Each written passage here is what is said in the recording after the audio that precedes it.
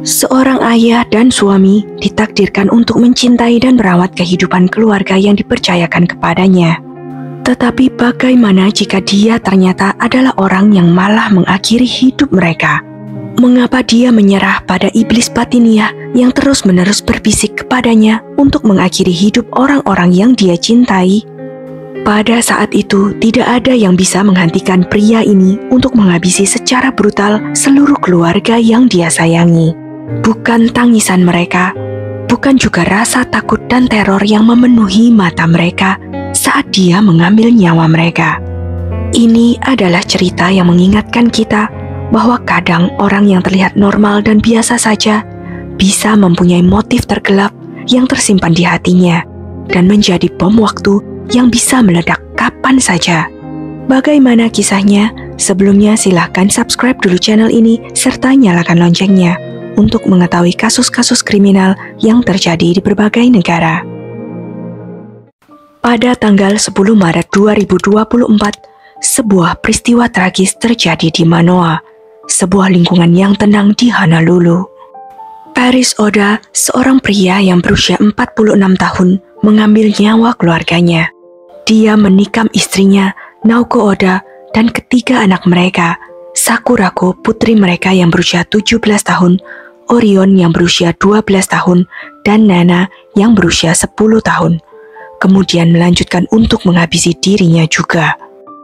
Paris menggunakan pisau dapur untuk menikam dirinya sendiri dan keluarganya, sehingga akhirnya memusnahkan seluruh keluarganya. Polisi di Honolulu segera melakukan penyelidikan peristiwa menyedihkan dan memilukan ini. Mereka menyimpulkan bahwa pembunuhan massal ini adalah peristiwa pembunuhan paling mematikan kedua di Honolulu dalam hampir 25 tahun. Paris Oda adalah seorang chiropractor. Dia memiliki klinik di dekat pusat perbelanjaan besar bernama Ala Moana Center. Jika kita melihat akun Facebook, Instagram, atau halaman media sosialnya yang lain, kita akan mengira Paris adalah orang yang tenang dan tidak suka mencari masalah. Tetapi sebenarnya pada tahun 1997, ketika dia masih remaja dan tumbuh di Pulau Kauai yang indah, dia pernah terlibat dalam tindakan kriminal kecil. Paris memasuki properti pribadi seseorang tanpa izin, dan dia mendapat masalah karena hal itu. Tetapi dia mungkin mendapat pelajaran, dan kejahatan itu dihapus dari catatannya karena dia berperilaku baik. Saat itu adalah hari Minggu jam 8:30 pagi ketika 911 menerima panggilan darurat. Penelepon melaporkan mendengar jeritan yang datang dari sebuah rumah di Jalan Waloa. Polisi bergegas datang dan tiba di rumah keluarga Oda di Jalan 3622 Waloa pukul 8:34 pagi. Sesampainya di sana mereka tidak dapat menemukan orang yang menelepon. Petugas berjalan ke rumah itu dan mengetuk pintu, tetapi tidak ada yang menjawab. Mereka berusaha mendengarkan dengan teliti, tetapi tidak ada suara teriakan apapun. Polisi bahkan bertanya kepada para tetangga apakah mereka mendengar sesuatu, tetapi para tetangganya mengatakan mereka tidak mendengar apa-apa. Semuanya tampak tenang dan normal, sehingga mereka berpikir bisa jadi itu adalah keadaan darurat palsu. Kenyataannya, mereka tidak tahu memang ada sesuatu yang tidak beres. Petugas polisi ingin mendapatkan lebih banyak informasi, sehingga mereka mencoba menelepon kembali penelepon 911 tersebut. Tetapi ada masalah. Nomor ponsel si penelepon berasal dari negara lain, dan sistem kepolisian tidak dapat meneleponnya kembali. Ini adalah batasan yang sedang diperbaiki oleh polisi. Tetapi itu berarti mereka tidak dapat memfollow up penelepon tersebut, sehingga petugas hanya bisa berusaha melakukan hal terbaik yang mereka bisa. Polisi dengan hati-hati menggeledah area sekitar rumah keluarga Oda untuk mencari tanda-tanda masalah. Mereka membuat catatan tentang apa yang mereka lihat, dan kemudian mereka meninggalkan tempat kejadian. Saat itu hampir jam 9 pagi ketika mereka selesai dan kembali ke mobil patroli mereka. Hanya berselang 15 menit setelah polisi meninggalkan rumah keluarga Oda, penelepon 911 itu menelepon lagi. Kemudian petugas bergegas kembali ke rumah di Manoa. Ketika tiba, mereka menemukan si penelepon sedang berdiri di luar menunggu mereka. Penelepon itu bernama Angela Kalaiwahea, seorang wanita yang menyewa kamar dari keluarga Oda, dan dia jelas sangat terguncang. Tangannya gemetar dan wajahnya pucat. Dia telah melihat sesuatu yang membuatnya sangat terganggu dan dia perlu melaporkannya pada polisi. Angela menarik nafas dalam-dalam dan dengan suaranya yang gemetar, dia mulai menceritakan kepada mereka apa yang dia dengar. Malam itu dia berada di kamarnya sedang tertidur lelap ketika dia tiba-tiba terbangun oleh suara teriakan-teriakan. Itu terjadi antara jam 2 dan 2:30 pagi. Dan jeritan itu keras dan menakutkan. Dia membeku. Jantungnya berdebar kencang ketika jeritan itu semakin keras dan semakin dekat. Jeritan itu datang dari luar pintu. Dia dengan cepat mengunci diri karena terlalu takut untuk membuka pintu. Dan kemudian dia melihat sesuatu yang sangat membuatnya takut. Dia melihat darah merembes di bawah pintunya, menyebar ke lantai dalam kamarnya seperti noda gelap. Dia merasa terjebak. Karena terlalu takut untuk keluar, dia menunggu sampai dia tidak kuat lagi menunggu dan keluar melalui jendelanya. Petugas polisi segera bergegas berusaha membuka pintu depan, tetapi pintu itu terkunci dan mereka tidak sanggup mendobraknya. Mereka mengintip melalui jendela dan melihat seseorang terbaring tidak bergerak dan tidak menanggapi panggilan mereka. Para petugas tahu bahwa mereka harus bertindak cepat. Mereka berjalan ke pintu belakang dengan pistol di tangan dan dengan hati-hati memasuki rumah. Apa yang mereka saksikan selanjutnya adalah sebuah pemandangan yang mengerikan. Paris Oda tergeletak di lorong. Tubuhnya penuh luka tusuk, dikelilingi genangan darah, dan dia sudah mati. Polisi masuk lebih dalam dan memeriksa kamar-kamar dengan tujuan mencari petunjuk. Saat itulah polisi menemukan Naoko, Sakurako, Orion, dan Nana sudah tidak bernyawa. Polisi melihat adanya usaha perlawanan dari mereka dengan terlihatnya luka-luka di tangan dan pergelangan tangan mereka. Polisi berasumsi bahwa mereka pasti mati karena luka-luka yang mereka terima. Mereka mungkin meninggal beberapa jam setelah usaha pembunuhan itu dilakukan. Polisi juga menyimpulkan bahwa kejadian itu terjadi sekitar jam 2 atau 2:30 pagi berdasarkan keterangan Angela. Karena sekitar waktu itulah dia mendengar teriakan. Ternyata Paris Oda telah lama bergumul dengan masalah keuangan. Pada tahun 2023, dia berada dalam masalah besar, dan pada bulan Januari 2024, dia mengaku kepada istrinya bahwa dia tidak membayar pajak selama bertahun-tahun. Dia memberitahu kerabatnya bahwa dia lebih baik mati daripada masuk penjara karena tidak membayar pajak. Dia bahkan mengatakan bahwa dia ingin membunuh keluarganya dan membakar rumah mereka. Paris Oda telah mengirim pesan kepada istrinya pada bulan Februari 2024 yang mengatakan bahwa mereka memerlukan rencana untuk melakukannya dan membawa serta anak-anak mereka, karena dia yakin tidak ada yang bisa merawat mereka lebih baik daripada dirinya. Paris Oda juga pernah mencoba membeli senjata pada bulan Maret, tetapi tidak berhasil. Meskipun semua tanda-tanda ini, Paris Oda diketahui tidak pernah melakukan kekerasan sebelumnya.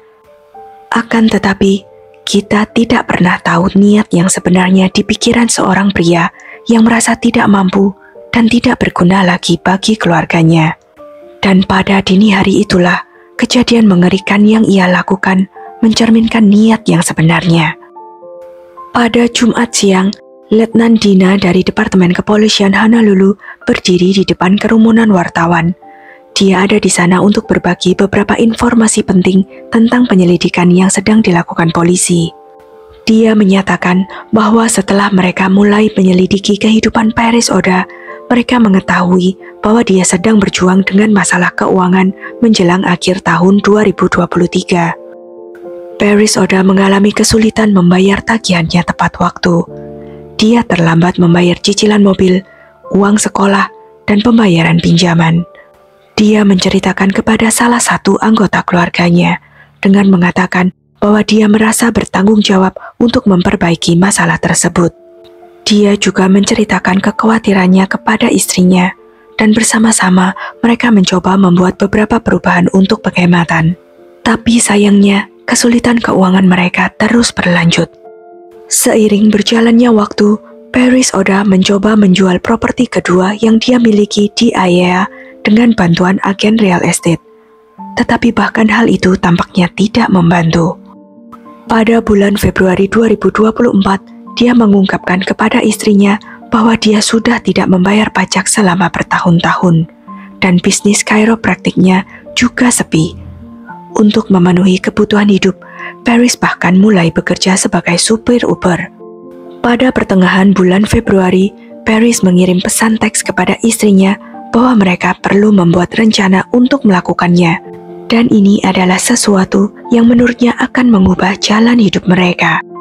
Dia mengatakan kepada istrinya bahwa mereka perlu membuat rencana yang telah mereka diskusikan sebelumnya, rencana untuk mengakhiri hidup mereka dan kehidupan anak-anak mereka. Paris Oda berada pada titik puncak keputusasaannya. Dia merasa bahwa dia tidak bisa melanjutkan hidup, dan dia percaya bahwa tidak ada orang lain yang bisa merawat anak-anak mereka sebaik yang dia lakukan. Istrinya, Naoko, berusaha bersikap positif dan memberinya semangat.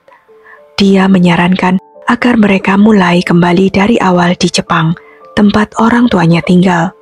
Tetapi Paris Oda merasa terlalu lelah dan kehabisan tenaga. Dia merasa tidak punya apa-apa lagi untuk diberikan. Setelah itu, dia mulai menarik diri, menjadi pendiam dan menjaga jarak. Ini adalah titik balik dalam kehidupan mereka. Saat perjuangan yang mereka hadapi selama ini menjadi semakin terasa berat dan melelahkan. Polisi kemudian menemukan pesan teks ini dan menjadi bagian penting dalam penyelidikan mereka tentang apa yang terjadi selanjutnya. Ketika bulan Maret tiba, kekhawatiran tentang kondisi keuangan mereka semakin meningkat. Penyerahan pajak semakin dekat, dan Paris merasa kewalahan.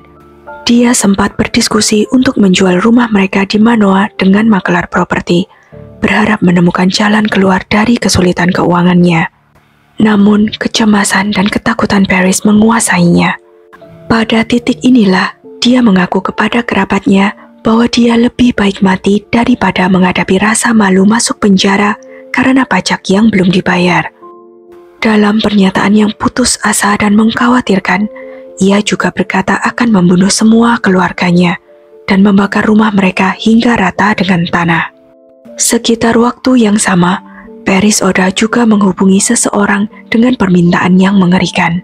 Dia menginginkan senjata, tetapi orang tersebut tidak pernah menanggapinya. Hawaii News Now mewawancarai Annette Oda, ibu dari Paris Oda. Annette mengatakan bahwa putranya tumbuh besar di Pulau Kauai yang indah, dan saat ini keluarganya sedang berjuang untuk memahami apa yang telah terjadi. Mereka bertanya apakah dia melihat tanda-tanda bahwa ada sesuatu yang salah. Annette menjawab bahwa dia tidak ingin membicarakannya. Tempat klinik chiropractic Paris Oda sudah disegel. Mantan pasiennya Martha Randolph terkejut mendengar berita bahwa Paris telah menyakiti keluarganya. Dia mengatakan bahwa sama sekali tidak ada tanda-tanda dan tidak ada indikasi bahwa Paris sedang melalui masa yang sulit. Martha tidak pernah ragu sama sekali bahwa dia berada di tangan yang tepat. Tetapi sekarang, takut untuk mengetahui fakta bahwa Paris bisa melakukan kejahatan seperti itu pada keluarganya sendiri. Tetangga dan teman-teman keluarga Oda mempunyai beberapa kenangan indah untuk dibagikan. Mereka mengatakan bahwa Naoko kadang-kadang membantu di klinik chiropractic suaminya, dan bahwa keluarga itu sangat gembira menantikan kelulusan Sakurako yang akan datang dari sekolah Ayolani. Mereka bahkan sedang memilih perguruan tinggi untuknya. Sakurako mempunyai mimpi besar. Dia ingin menjadi perawat dan juru masak yang hebat. Naoko dan Sakurako adalah tim duo yang hebat. Pada tahun 2019, mereka bahkan berlari di maraton Hapalua bersama-sama. Sekolah tempat ketiga korban bersekolah ingin membantu para siswa dan stafnya mengatasi berita mengerikan itu. Sekolah Ayolani di mana Sakurako belajar mengirim email ke orang tua. Pada minggu malam mereka mengundang guru, staf, dan siswa untuk berkumpul dan berbagi perasaan mereka, serta mengadakan kebaktian khusus di chapel di Senin pagi. Orion merupakan siswa kelas 6 di sekolah Six Charter. Kepala sekolah menghubungi para orang tua untuk memberitahu mereka bahwa konselor krisis tersedia untuk membantu anak-anak mereka untuk mengatasi kesedihan. Nana yang termuda bersekolah di sekolah dasar Manoa. Pihak sekolah mengirimkan surat kepada para orang tua, menawarkan tim intervensi krisis untuk membantu komunitas sekolah. Ketiga sekolah itu memutuskan untuk membantu siswa dan staf mereka mengatasi kehilangan teman, siswa, dan teman sekelas. Mereka ingin memastikan setiap orang memiliki seseorang untuk diajak bicara dan tempat yang aman untuk mengungkapkan perasaan mereka. Pada Selasa malam, komunitas berkumpul untuk berduka atas hilangnya nyawa-nyawa yang diambil terlalu cepat. Ratusan orang berkumpul untuk mengenang dan memberikan penghormatan pada anak-anak Oda, Sakurako, Orion, dan Nana. Saat malam tiba, kerumunan orang berkumpul di halaman untuk berbagi rasa sakit dan kesedihan, serta kenangan mereka tentang ketiga anak-anak itu. Bahkan setelah lebih dari 2 minggu sejak tragedi itu, banyak orang masih berjuang untuk menerima apa yang telah terjadi. Matilda Tamasi yang bermain sepak bola dengan Nana mengatakan bahwa sangat sulit baginya untuk mempercayai apa yang terjadi. Dia menjelaskan bahwa hal sekecil apapun, seperti melihat lapangan sepak bola, dapat membawa kembali kenangan sedih dan membuatnya menangis lagi. Halaman GoFundMe telah disiapkan untuk mengumpulkan uang untuk biaya pemakaman keluarga Oda. Tauris Mansano, putri sulung Paris Oda dari hubungan sebelumnya, dan ibunya Annelyn lah yang menggalang dana. Mereka berupaya untuk mengumpulkan $100.000 untuk menutupi biaya pemakaman dan pengeluaran lainnya. Apa pendapatmu tentang kasus ini? Menurutmu, apa yang memprovokasi seseorang untuk tega melakukan hal yang begitu mengerikan terhadap keluarganya sendiri? Sekian kisah kali ini. Jangan lupa untuk klik like, share, subscribe, dan komen ya pendapat kalian. Sampai jumpa lagi di video-video selanjutnya.